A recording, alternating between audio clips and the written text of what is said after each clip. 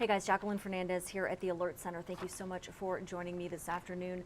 A little later than I normally appear on the Alert Center desk here, but thanks for sticking with me. And if it's your first time joining us, then do you have a treat coming your way? So Fernandez Files, what I'd like to say are the top stories that matter to you, the top stories that matter to me, to our community. We all live here together, so I try to find a little tidbits here and there of some stories that may impact you in one way or another, or just some knowledge that might gain more, I guess I should say, you might gain more insight into what's happening in our community. So this first story I wanted to chat about on Fernandez Files was stolen firearms. A search warrant was in place last night that led to the arrests of several people for these stolen firearms. So that is one topic I want to discuss today.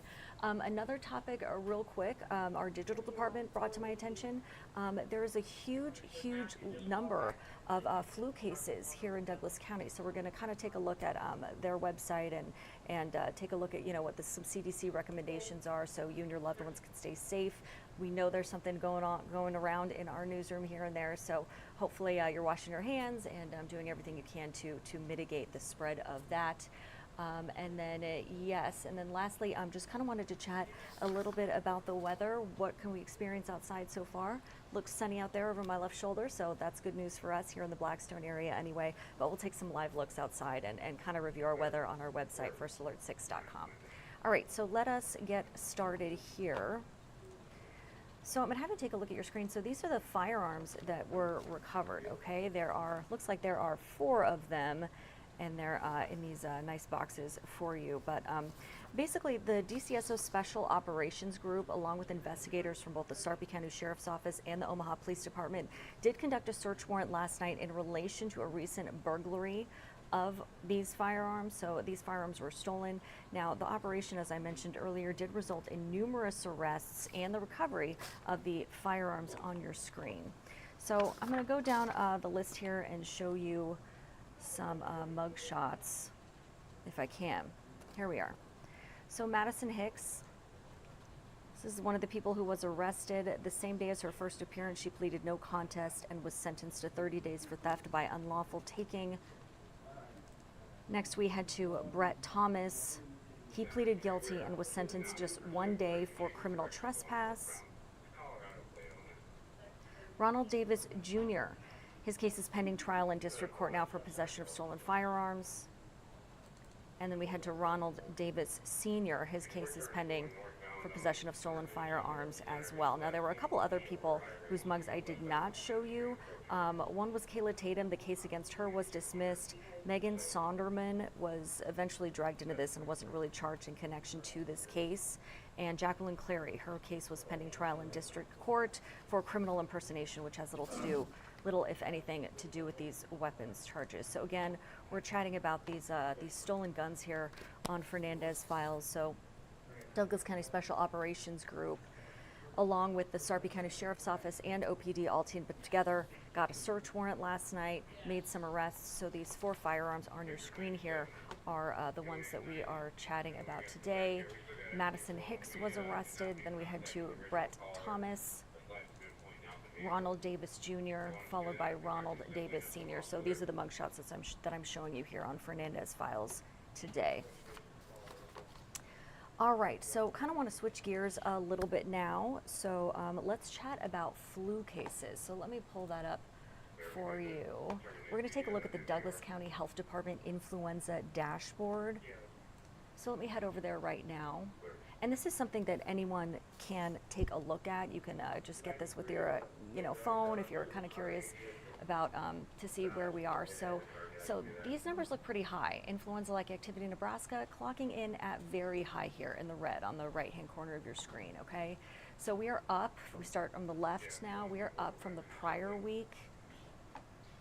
And you can see the current week total case rate per 100,000 and the current week total number of cases.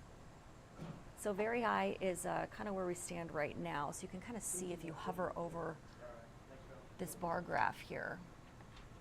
These are the different types here, by the way, right? Then let's take a look at seasonal activity. Cases by season. So we know influenza season starts here. Clearly those numbers just start going up, right? And as you can see, the cases start going up as well. Cases by age. So you can see this chart graph is going up, the pie graph here by population, hospitalizations by age, outbreaks and deaths, so total influenza outbreaks, total influenza deaths. And then this kind of outlines COVID, flu, and RSV cases. So COVID is in the red here, flu in the blue, and RSV in the green. So it kind of looks like from this first graph here at the top of your screen, respiratory disease emergency room visits by month. So it looks like back in like 2022 comparatively to 2023 anyway, we did see that spike, right? So that was the COVID spike for you.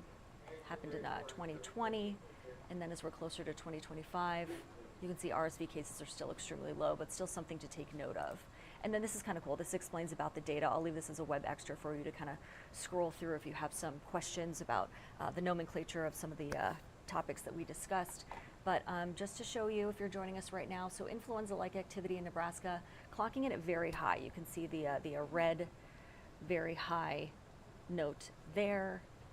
And yeah, everything in the red going up. So what can you do to protect yourself? Here's some examples from the CDC for what you can do to stay healthy, right?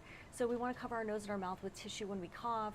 We don't want to touch our eyes, nose, or mouth. That's how we spread germs. And avoid that close contact with sick people, especially if you know that someone's hawking up a lung at work. You might not want to sit next to them if you can avoid it, right?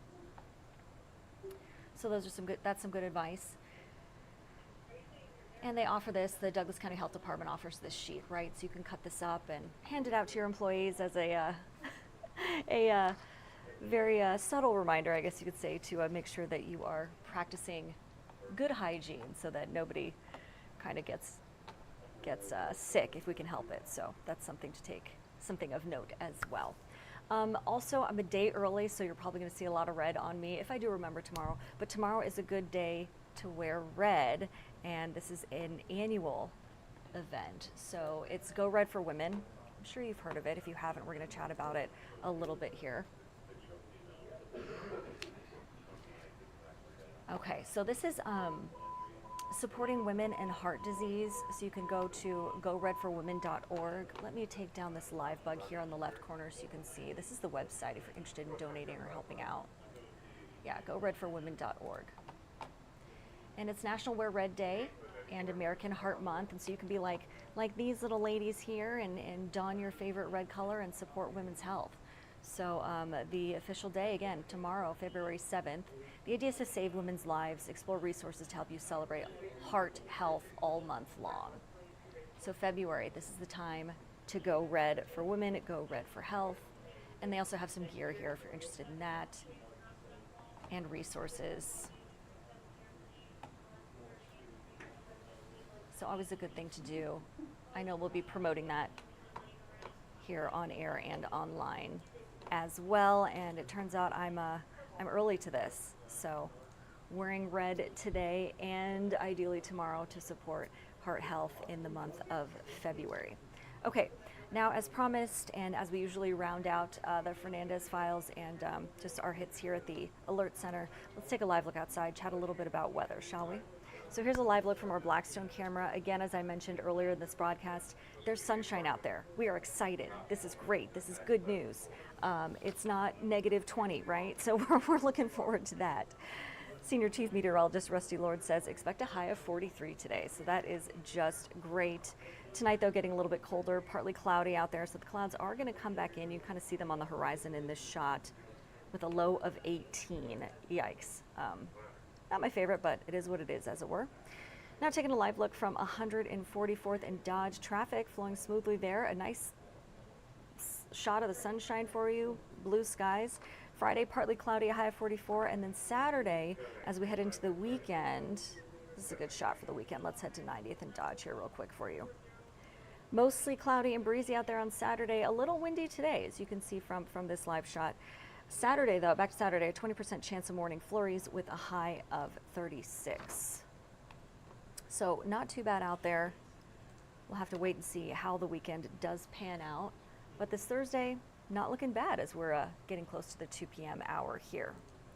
Now, in the meantime, just want to say thanks so much for joining us at the Alert Center, and make sure you stay tuned for our broadcast at 3 o'clock. We'll be seeing you then. Enjoy the sunshine.